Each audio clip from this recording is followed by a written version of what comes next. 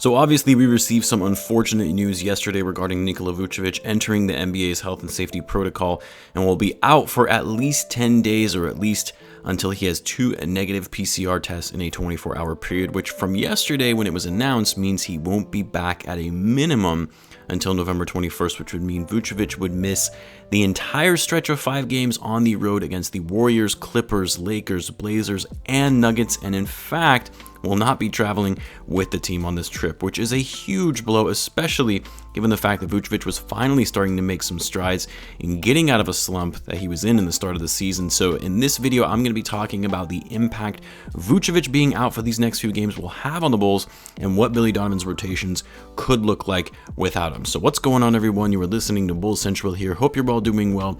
It's funny because I believe someone had a hot take a couple weeks ago that if we were to lose Vucevic due to an injury, that we would be screwed because he's really the only big that we have, and this was when Vucevic actually wasn't even playing well. And yes, I know we have Tony Bradley, who I actually love the way that he's played, and he stepped up in a big way as a backup center, but the guy isn't a starting center in the NBA. And with the Bulls, who lost Patrick Williams likely out for the season, and again, something we have talked about for a while, they weren't able to bring in any backup power forwards like Paul Millsap or even Marcus Aldridge over the offseason as options off the bench. And it's a problem I had talked about, again, in my offseason videos, is the fact that the Bulls were going to be limited in the front court with their size. Now, all that being said, it hasn't really impacted the Bulls all that much, and they've actually been able to play pretty well despite their lack of size. But losing Vucevic is going to be a big problem, and it's for a number of reasons, more so than just his size and his presence inside. I think something that people often forget about Vucevic is that he's an incredible playmaker for a big man. So far this season, Vucevic is actually averaging the most assists in his career at 4.3 assists per game, which is actually the second highest on the team behind Lonzo Ball. He was actually leading the team in assists for a while. And so the Bulls are certainly going to miss his passing in the paint just because he's a very smart player and making the right passes to a cutting man to the basket or kicking it out on the perimeter when he's posting up. So for all of those people who have been saying, well, Vucevic has been a liability because he's been shooting so poorly and he can't play defense. Well, first of all, his defense has actually been decent so far this season. He's one of the top players in the league by defensive rating, and behind Caruso and Lonzo Ball, he's third on the Bulls in steals per game, 1.2 steals, and he's averaging near a block per game. Again, his defense isn't elite by any means, but he's still a big body that can go toe-to-toe with other big men, and he's an effective playmaker. And let's not forget that even for his scoring woes, he's still the Bulls' third leading scorer, and also another outside shooting threat who can spread the floor. So this is a big loss for the Bulls no matter how you look at it. And really, it couldn't come at a worse time as the Bulls are going through their toughest stretch of schedule this season. So what could the Bulls' rotation and lineups look like while Vucevic is out? And really the most obvious, starting option would be Tony Bradley, because he's really the only big man on this team now, aside from Simonovic, who was called up from the Windy City Bulls yesterday, which we'll talk about in a little bit. And as much as I think, going small ball is good in pieces, you can't go with the starting lineup of Alize Johnson and Javonte Green in the front court, or even Derrick Jones Jr. for that matter. Like, that is just too small. Like, even the Warriors, who also play small and are successful at playing small ball, they still have Kevon Looney. They still have Bjelica, who is 6'9". They even have Wiggins at 6'7". Draymond Green, who is smaller but plays like a big man, although at the time of this recording anyway, he is questionable for tonight's matchup. But in any event, Tony Bradley makes the most sense to start at center. It's not like Bradley is going to get all of Vucevic's minutes, which kind of leads me into the rotation and what that might look like, because Billy Donovan is going to be forced to go a little deeper into the bench. He's got to experiment a little bit, because as great as Bradley has been coming off the bench, it's different trying to maintain that same level of play against a starting unit. We saw that with Daniel Gafford last season, who was looking great coming off the bench, almost to the point where you had people questioning whether Gafford should start over Wendell Carter Jr.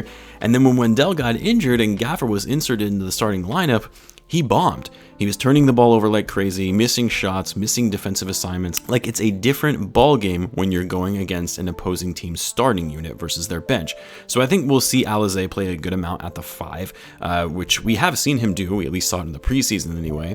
And the good thing is Alize, although small for playing center, one thing that he excels at is rebounding and being able to rebound over guys bigger than him, and is actually decent at posting up against guys bigger than him too. So I really see this being a shared rotation between Alize and Tony Bradley at the 5 throughout the game. I really can't see someone like Derrick Jones Jr. or Javonte Green getting run at center. They would just completely be undermatched. You might be able to get away with it to an extent against the Warriors, but when you go against the Lakers with AD, Nurkic in Portland, Jokic in Denver, even Zubac with the Clippers, like the Bulls are going to be severely outmatched against most of those teams in the front court.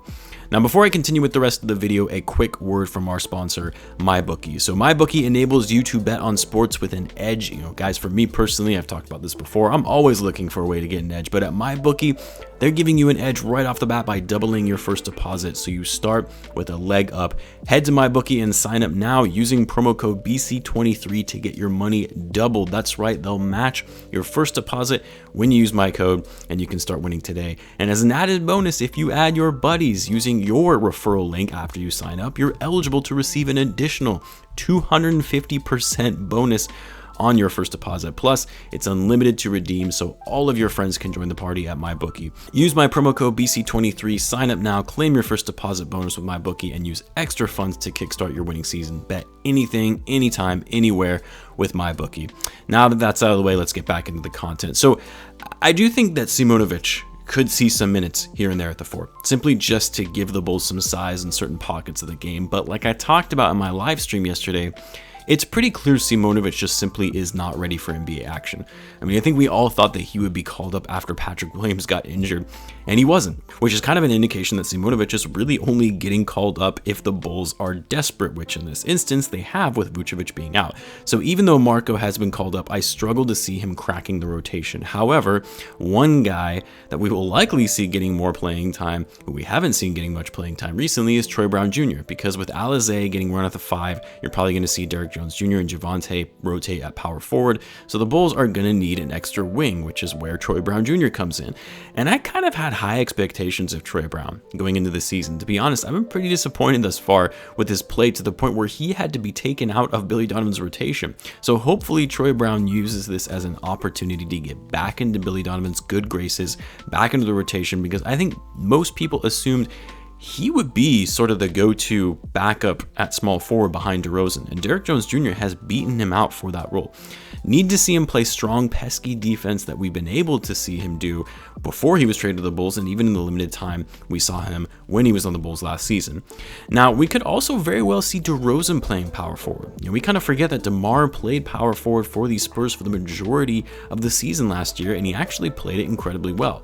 And with Vucevic being out, Patrick Williams being out, Billy Donovan is going to need to get creative with his lineups, and if you're able to utilize DeRozan at the 4 to give you a little more size and athleticism, which enables you to have a lineup of, say, Alizé at center, DeRozan, Derrick Jones Jr., and of course Lavine and Lonzo, or even Caruso, that gives you a nice blend of offense and defense. But man, the more I think about it, this is going to be rough. The Bulls are going to have to go really small for a good portion of each of these games while Vucevic is out, and really rely on their outside shooting and mid-range game. And hopefully they hit their shots consistently without having to worry about getting offensive boards. But man, this is going to be brutal.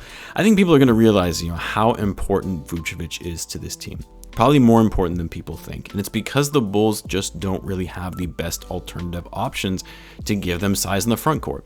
Oh, and yeah, and Vuce is also an all-star level player. Yes, he's been struggling, but replacing his skills and what he brings to the team will certainly be noticed while he's out.